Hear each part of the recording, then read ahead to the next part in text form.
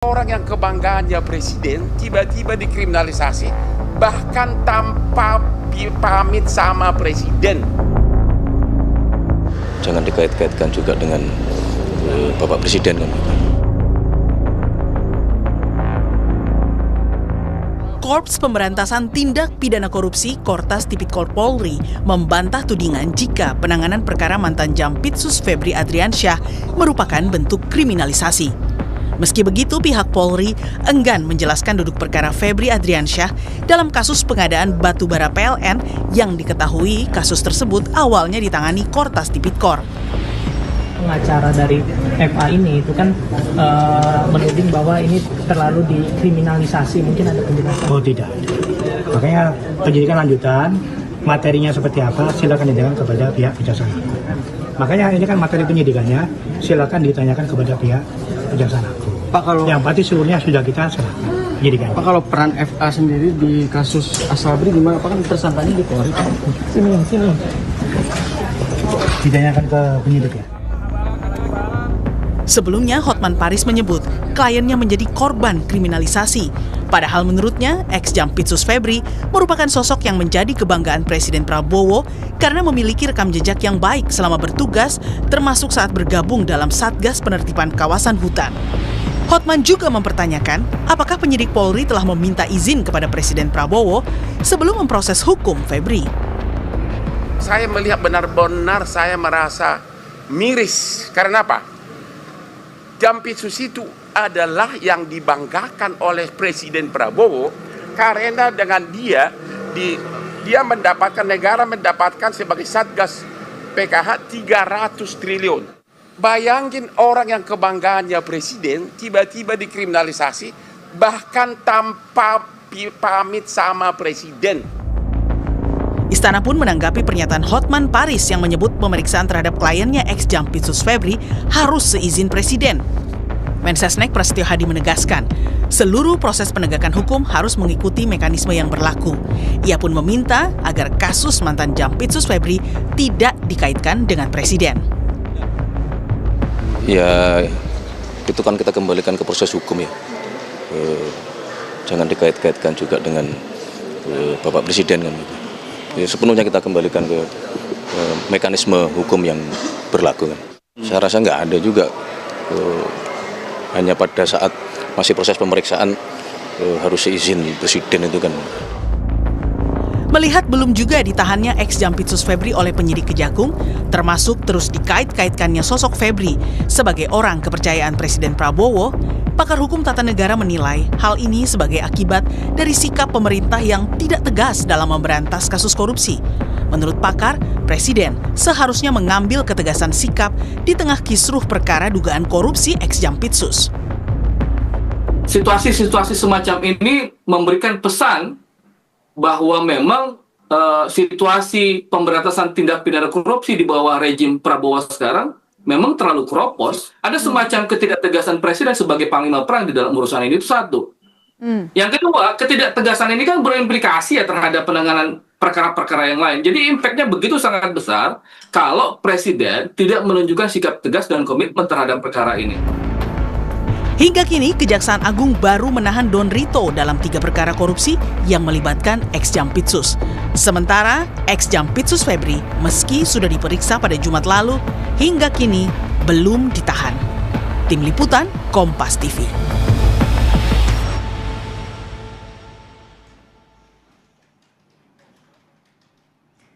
Jika Istana meminta agar proses hukum dugaan korupsi ex-Jampitsus Febri Adriansyah dilakukan sesuai mekanisme hukum, lalu mengapa hingga kini penyidik Kejagung tak juga menahan mantan Jampitsus Febri? Kita bahas bersama mantan Kabar Reskrim Polri Susno Duaji dan juru bicara Gerindra Sugiat Santoso. Selamat petang semuanya.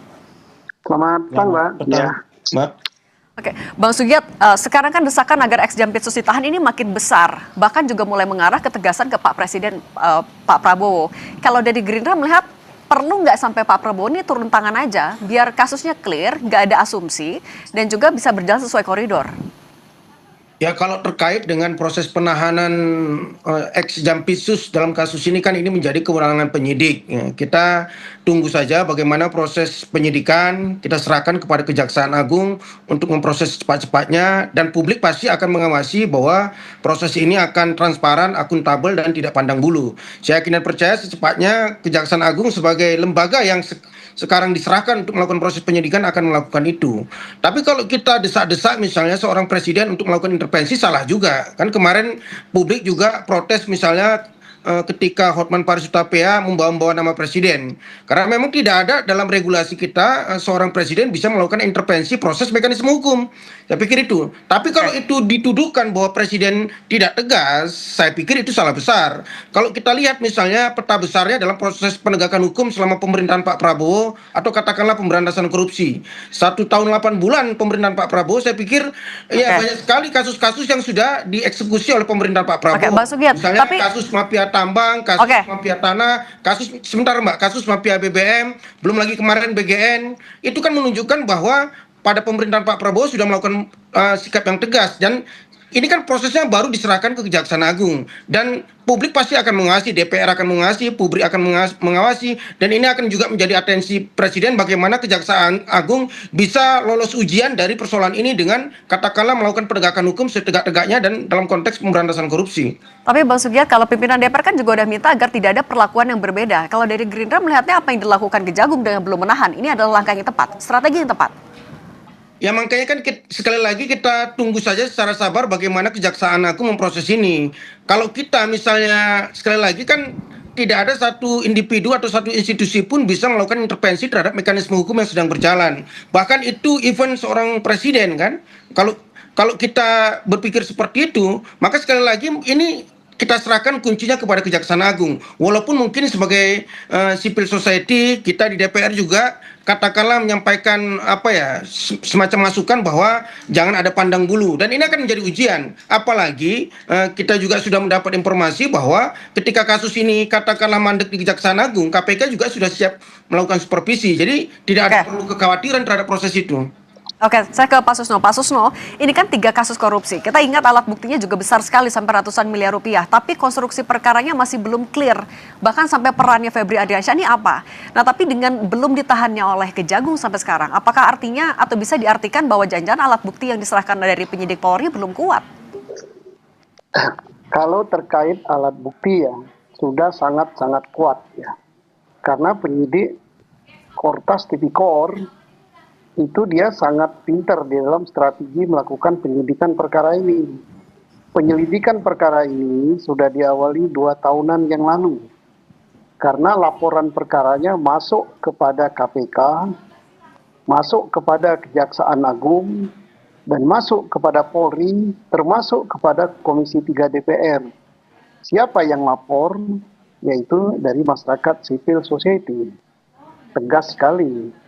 Ini beberapa kasus pokoknya apa? Kasus pokoknya adalah korupsi di dalam tata niaga batubara untuk PLN, korupsi asuransi, korupsi di Krakatau Steel, itu kasus pokoknya. Kemudian di dalam korupsi, menangani kasus korupsi tersebut, FA, ex Jampitsus, ini melakukan tindak pidana korupsi berupa penyalahgunaan wewenang, berupa suap dan sebagainya. Dan barang buktinya sudah ditemukan. Oke, Pak Susno, sorry saya potong dulu. Pak Susno, tapi kan dari DPR, pemerintah juga sepakat kalau ini harus dilakukan secara transparan dan juga profesional. Tapi ketika masih belum dilakukan penahanan, apa Anda melihat di belakang itu ada apa? Saya melihat ada 2 sudut pandang saya. Satu, ini strategi daripada penyidikan yang dilakukan oleh kejaksaan. Ya. Mudah-mudahan ini positive thinking ini benar. Karena jaksa ingin mengungkap semua orang yang terlibat. Karena apa? Tersangka baru 2. Kalau memang ini dilakukan sesuai dengan komitmen Jaksa Agung, akan ditangani secara profesional. Berarti dia sesuai hukum yang berlaku, transparan, objektif, kemudian akuntabel. Nah, kalau mau dilakukan seperti itu, perkara ini tersangkanya tidak 2. Mengapa? Dalam perkara pokok korupsi, pasti ada tersangka yang dieliminir, yaitu yang disisihkan, harus diungkap lagi. Kalau ini terkaitkan dengan perkara suap, korupsi suap kepada Eva, berarti ada yang menyuap. Nah, kalau 3 perkara minimal 3. Kemudian terkait dengan suap tadi, pasti ada perantara. Kemudian terkait dengan pencucian uang, juga ada pelaku dan ada perantara. Maka dengan 3 kasus pokok saja, ditambah dengan pencucian uang, ini bisa minimal tersangkanya berkembang menjadi 10-an. Mari kita lihat, kalau memang kejaksaan ini yang kita yakini dia tidak akan mengorbankan nama baik kejaksaan yang reputasinya sudah sangat baik di Republik ini demi melindungi FA. Nah, tolak ukurnya yaitu, tetapi manakala tolak ukur itu tidak dilakukan oleh kejaksaan, maka masyarakat akan kecewa dan benar adanya apa yang diduga orang bahwa ini jeruk makan jeruk. Oke, kalau Bang Sugiat melihatnya sampai belum ditahan-tahan nih sampai sekarang, padahal tersangka swastanya udah ditahan, Anda melihat ada jangan-jangan ada kekuatan politik di belakangnya?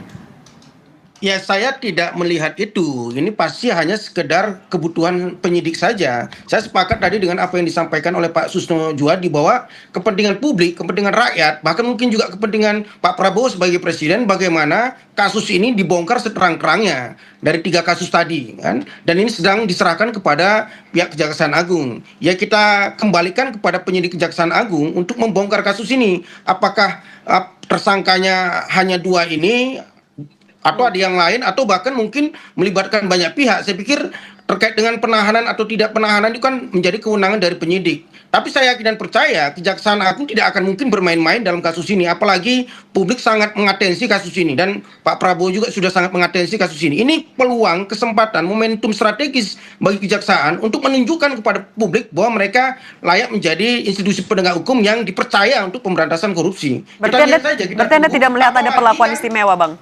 Apalagi kan ya kita lihatlah, apalagi Jampitsusnya baru ganti dan Kejaksaan Agung juga sudah membentuk tim khusus untuk menangani ini. Kita beri kesempatan kepada mereka, tapi jangan juga terlalu lama. Bagaimana kasus ini bisa dibongkar secepat-cepatnya. Mas Sugiat, tapi berarti kalau Gerindra tidak melihat ada perlakuan khusus untuk Febri Ardiansyah?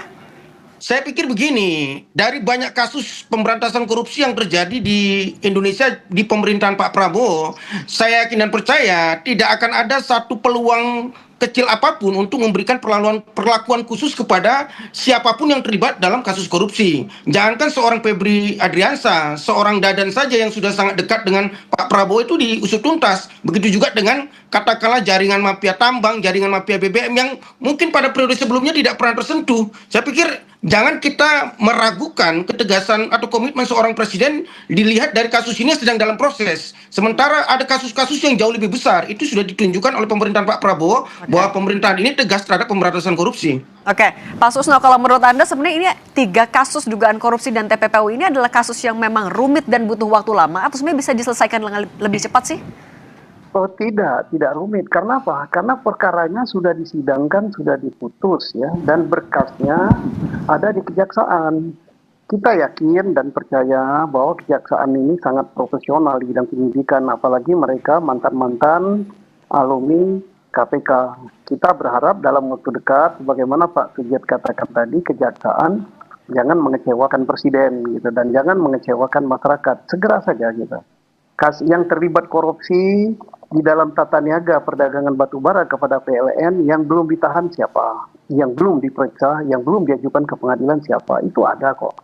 Yang terlibat ke asuransi siapa yang belum diajukan, yang terlibat dengan ke perkara Krakatau Steel siapa. Dan saya yakin karena hubungan yang sangat baik antara Polri dengan Kejaksaan, dengan Kortas Tipikor, berkasnya sudah diserahkan, konstruksi kasusnya sudah diserahkan, dan saya yakin hubungan antara penyidik Polri dengan penyidik Kejaksaan sangat bagus, itu sudah masuk semua di Kejaksaan. Dan mereka sudah saling telepon, sudah saling kontak-kontak, tinggal nunggu timing yang tepat, waktunya yang tepat, itu akan kena semua loh. Sebabnya kalau tidak terkena, ini sangat mengecewakan Pak Presiden yang sudah luar biasa komitmennya dalam penanganan perkara korupsi, dan sangat mengecewakan warga kejaksaan gitu. Kenapa? Reputasi kejaksaan ini sudah sangat bagus gitu. Oke, Pak Susno, tadi kan Anda bilang sebenarnya ini bisa dilakukan secara lebih cepat. Tapi kalau menurut Anda sampai belum ditahan sampai sekarang, apakah ada sosok yang akan dirugikan kalau misalnya seorang Febri Ardiansyah ditahan oleh Kejagung sekarang? Oh tidak, sama sekali tidak. Justru bagaimana Pak Sugiat katakan tadi akan meningkatkan reputasi kejaksaan. Malah bahkan kalau tidak ditahan atau lambat dalam penahanannya, yang akan rugi kejaksaan. Pasti orang-orang di kejaksaan itu ngomel gitu, kok rusak nama kita, percuma kita berkeringat sekian tahun. Dan Pak FA ini tidak bisa lagi menghindar untuk kasus-kasus yang dituduhkan pada dia. Baik kasus korupsi, kasus tindak pidana pencucian uang, dan ini mungkin ya bisa saja lebih dari 3 kasus ini kalau diungkap. Gitu. Sekarang mulai bermunculan gitu di publik. Oh ada kasus ini, oh ada kasus ini. Nah, saya yakin apakah kejaksaan ini di dalam menghimpun, mengembangkan bahwa tidak hanya 3 kasus ini, tetapi ada kasus-kasus lain. Ya kita positive thinking dulu lah. Oke, Bang Sugiat sebagai wakil rakyat dan juga perwakilan dari Partai Gerindra, bagaimana Anda melihat adanya aksi unjuk rasa menuntut agar Febri Ardiansyah ini ditahan, tidak hanya di Kejagung tapi juga di daerah? Ya, kami mengapresiasi apa yang dilakukan oleh adik-adik mahasiswa terkait dengan kasus ini. Itu menunjukkan bahwa nalar kritisme mereka masih ada dan itu diperlukan dalam proses demokrasi. Tapi yang paling penting adalah kita harus optimis bahwa seperti yang dikatakan oleh Pak Susno tadi, saya yakin dan percaya pihak institusi kejaksaan tidak akan mau berjudi terlalu besar, katakanlah seperti yang selalu dituduhkan jeruk makan jeruk untuk katakanlah melindungi salah satu oknum kejaksaan. Saya pikir tidak akan sampai seperti itu. Apalagi selain ini menjadi atensi kawan-kawan gerakan mahasiswa, kawan-kawan media juga menjadi atensi presiden. Dan sekali lagi, ini perlu dijelaskan bahwa ya kasus ini saya pikir tidak kalah besar dengan kasus-kasus yang sebelumnya. Dan berkali-kali Pak Prabowo menegaskan bukan hanya dalam konteks dalam konteks kasus ini, tapi dalam konteks kasus yang sangat besar sejak beliau dilantik bahwa jangan ada yang coba-coba lagi bermain-main melakukan korupsi di masa pemerintahan beliau, dan itu kan sudah dibuktikan. Saya pikir ini akan menjadi momentum atau pelajaran sejarah bagi kita semua. Seorang Febri Ardiansyah, seorang Jampitsus itu ketika korupsi bisa diusut untuk tuntas. Seorang kepala BGN diusut tuntas. Seorang Riza Khalid diusut tuntas. Dan banyak lagi oligarki tambang, oligarki mafia ekspor impor, mafia tanah itu diusut tuntas. Saya pikir itu sekali lagi bukti kesekian kali bahwa di pemerintahan Pak Prabowo selalu diwanti-wanti oleh Pak Prabowo, jangan korupsi, jangan korupsi, jangan korupsi. Saya pikir itu pesan yang selalu disampaikan Pak Prabowo. Oke, baik Bang Sugiat dan Pak Susno, terima kasih sudah berbagi pandangan bersama kami. Sehat selalu. Terima kasih Mbak Zia. Terima kasih.